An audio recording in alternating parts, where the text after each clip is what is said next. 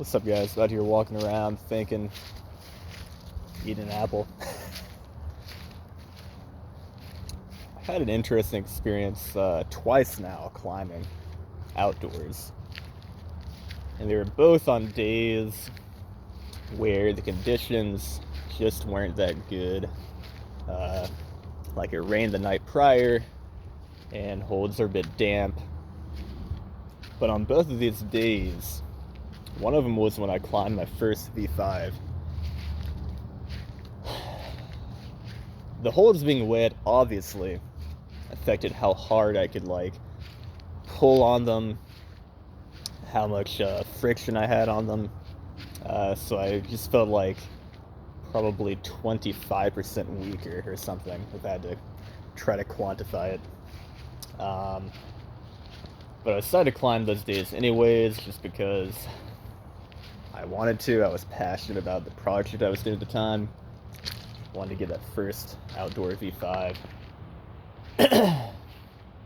What was interesting about that day was I didn't think I was gonna send that project because the conditions were so crap, but because they were so crap, I had to alter the beta, which is, just a term for the way I climb something, the sequence of movements.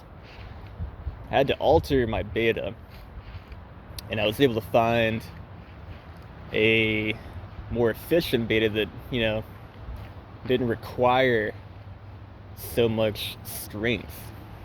Okay, it was a beta that I could use even if the holds were a bit damp and I couldn't pull hard from them. And then I sent that freaking V5, and then when I repeated it like a week or two later when it was dry, it felt so easy. So not only was I using a more efficient beta, I could obviously pull harder. There's more friction, stuff like this. The other day, when I was working on the V4 project that I've called Tough Boy, there might be another name for this. I'm almost positive somebody's climbed this way. I just can't find it online on Mountain Project or anything. I'm not really sure.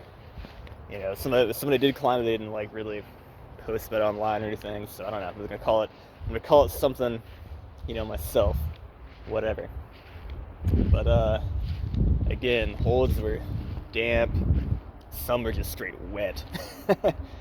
But again, because of these poor conditions, I had to use my mind more. I had to freaking alter my beta, find an easier, more efficient beta. Some would say a weaker beta. One didn't require so much strength. Lots of nice body positionings, footwork. Trying to put as much weight as I can in my feet, stuff like this. Even though it was, overhanging, I was practically climbing horizontal. And now, when I go back there, I'm positive I'll send that easily. I almost had it on a wet day. On a dry day, I think I'll just blow through it. And it makes me think, man, could strength, an excessive amount of strength, be a weakness in outdoor climbing? For me, maybe, because I am pretty strong, but not strong at maybe, I don't know, reading a boulder problem, figuring out the best ways to do a boulder problem. But when I was weak due to the wetness of the holes and stuff, I was kind of forced to find a better beta, forced to climb kind of like a weaker version of myself, and therefore able to figure this freaking thing out and actually climb it. So it's kind of interesting. I'm starting to think that I don't really need a ton of strength, specifically pulling strength, for climbing. I think maybe I'm trying to muscle things too much. You know what I mean? Which is hard not to if you're strong. You know what I mean? I joke around with Mr. Climber on YouTube about Ooga Booga, we're just like monkeying around, muscling things. And that's fine, I guess, but it's kind of more interesting to me when I can get on something that should be hard and then figure out like an easy way to do it, like a quote unquote weak way to do it, or a way that a weaker person could do it, you know what I mean? I was listening to an interview with Dave Graham, who's kind of a climber from the 90s and 2000s. He's still active nowadays, but not as much. I think he's like 40 now or something, but he was on Mello's climbing channel, climbing like a freaking V15 several months ago, so he's still tip top, you know what I mean, in terms of just elite climbing ability, bouldering ability specifically. And in this interview, he was talking about how at no point in his career was he able to do things like a full front lever, a one-arm chin-up. The only thing that he really worked on was just climbing outdoors a ton, just climbing, and then like fingerboarding, hangboarding, stuff like this. Or maybe like, flexibility, talk about like doing yoga, doing things for his core strength and stability, balance. Other than that, he just climbs a lot. It got me thinking, man, if this dude can climb V15 and quite possibly I have more pulling strength than him,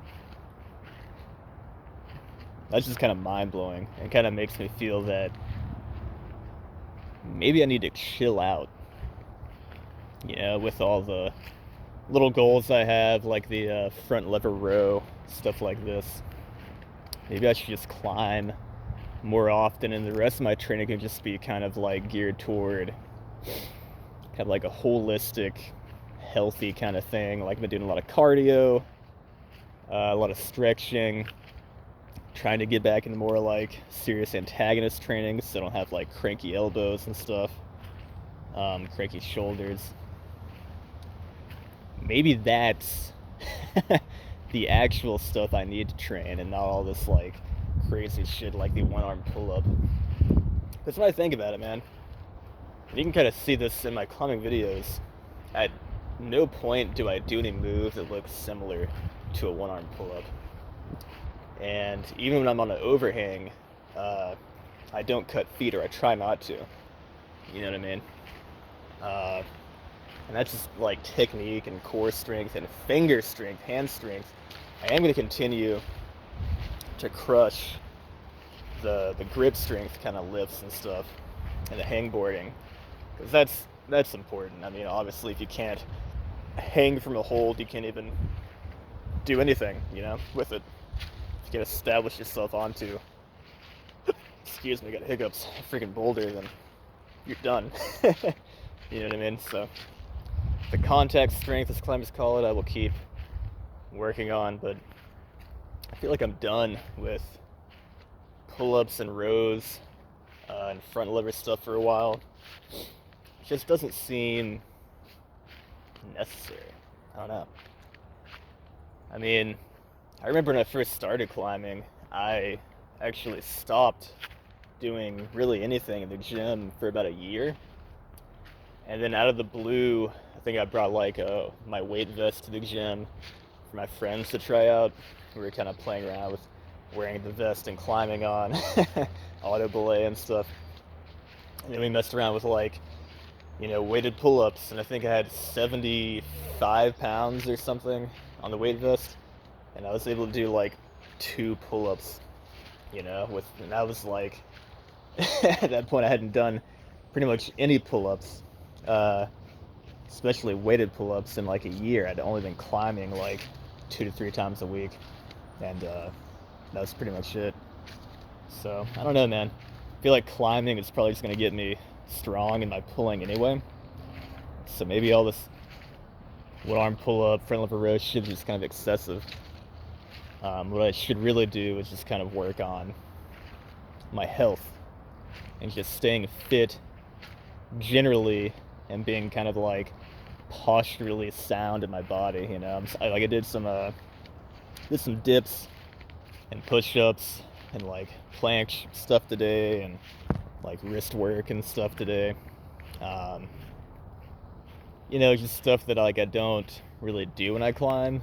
So I feel like I should probably work on the parts of my body, like my pressing strength, or like my radial ulnar deviation, or like pronation supination, like stuff I don't really get to do when I climb.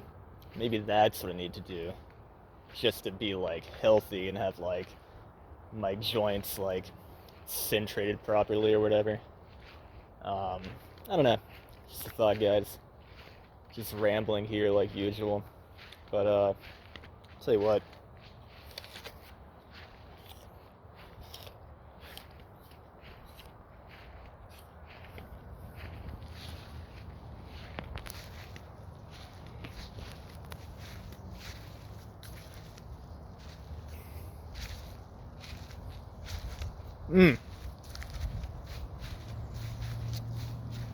Damn, I love apples. That's all I want to talk about, guys. I'm just fucking around now. Oop, I cussed. I almost got away with a video with no cuss words, and I screwed it up in the end. Joking around with that apple bit.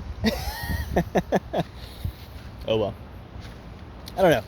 Comment below if you've watched this whole thing, and let me know what you think about what I'm talking about. And if you're a climber, let me know what your experience is. Honestly, I should probably stop overthinking things, but I don't know, just kind of like my nature, so what can you do? Anyway, y'all, keep crushing, have a good one, peace!